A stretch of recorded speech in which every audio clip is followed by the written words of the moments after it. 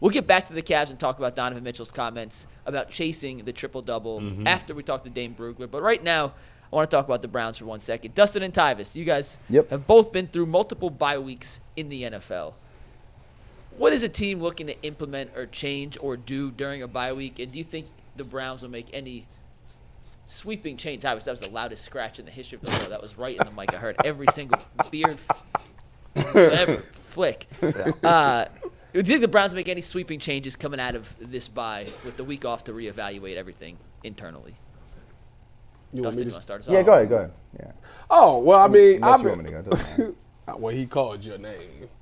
Do I think they'll make any sweeping changes? What would be a sweeping change? Like with the offense, like somebody playing more? Just in general, whether it's from a philosophical standpoint, we'll see more heavy sets as opposed to empty. We see more empty. Just anything that after a week of self-reflection and evaluation of the first 9 weeks, that'll be different than we've seen for the first 2 months of this season. That's a good question. I would say you could see more of that Stefanski offense that we saw back with Flacco last year, and in the past with Baker, even the 12 personnel, and hopefully can get Nick Chubb going a little bit more.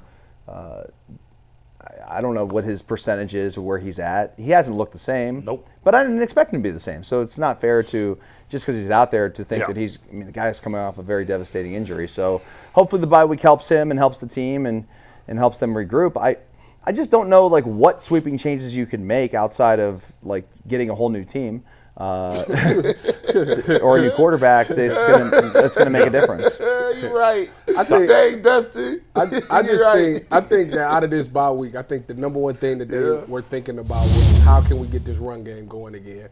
And there's so many multiple ways that you can get a run game going. It doesn't necessarily have to be just turning around and handing Nick Chubb the ball. You can throw jailbreak screens. You can throw bubbles. Right. And I think you got athletes out there that can do that. Elijah Moore, you get the ball in his hands, let him be an athlete in space. If you're going to start using Jamari Thrash, throw him the ball in space. Let them do something like that. But I think you got to find a way to slow down this pass rush. If teams are going to blitz and teams are going to do stunts and twists and send their best pass rushers up the field, you got to be able to do something to keep them balanced, keep them honest.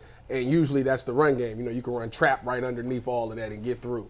But right now the Browns' run game just has not been that, even with Nick Chubb back. So what do? You throw screens because we haven't seen that. You throw jailbreaks, just to get that defense, the D lineman to rush your field, boom, throw something behind it, and now, boom, that's your run game. So I think, to me, that was what I think that we'll see, starting with the Saints, that we'll see more screens, more jailbreaks and things like that, just to try to soften them up so now we can run the ball with Nick Chubb.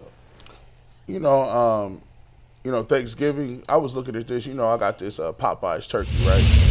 Did you get it? You got it from Popeyes? You got a Popeyes turkey? The Cajun one? Hold up. They said that is a game changer. Yeah, my brother got it. He sent it to my house. Yeah. So we have Thanksgiving. So we got that little Cajun joint. I gotta order it online? Yeah. Plus, I got this smoker. Yeah. And I'm into smoking these meats now. So I got this brisket, super duper pause. But I'm gonna get I got this smoker. My uncle gave me that, and plus I haven't done no Christmas shopping. You may say, G. Bush, what are you talking about? These is all the things that I was thinking about while y'all was talking about the Browns. Oh man, I thought that was transitioning to a Browns thing. That's how down on the Browns you are. That was where the ADD took you? Yeah, that's where I'm thinking about paying for bills. I'm thinking, listen, because the Browns are so far off your radar. They are completely. What if they win this game? No. What if they win Thursday? What if they win their next two games? No. Fans are going to talk themselves. We're going to talk more about this yesterday, but fans will talk themselves into being alive for the playoffs. I tell you what, I tuned in for a little snippet yesterday of y'all talking about when Jay was going crazy? No, I missed that. He was telling me about that on the podcast. Anyway, I caught the Brown segment about John Dorsey coming back. Yeah. And I was like, I thought to myself, if they were going to overhaul this whole thing and they was going to fire Kevin and AB, would you be opposed to Dorsey and Vrabel? I think that would be a big culture shock because you're talking about two opposite ends of the spectrum. I get it. If you bring in a new GM, you have to allow him to hire the coach. I would hope that Kevin Stefanski would stay if they brought in a new GM, whether it was John Dorsey or not. I do think Dorsey I don't think anybody would have a problem. Personality-wise, they fit each other. Yeah, I don't think anybody would have a problem with Vrabel. And I'm sure John Dorsey would have. I don't know. And I heard, I was listening to Warren Sharp talk about the other day. Yeah. Vrabel's going to get a head job. Oh, next year. 100%. 100%. 100%.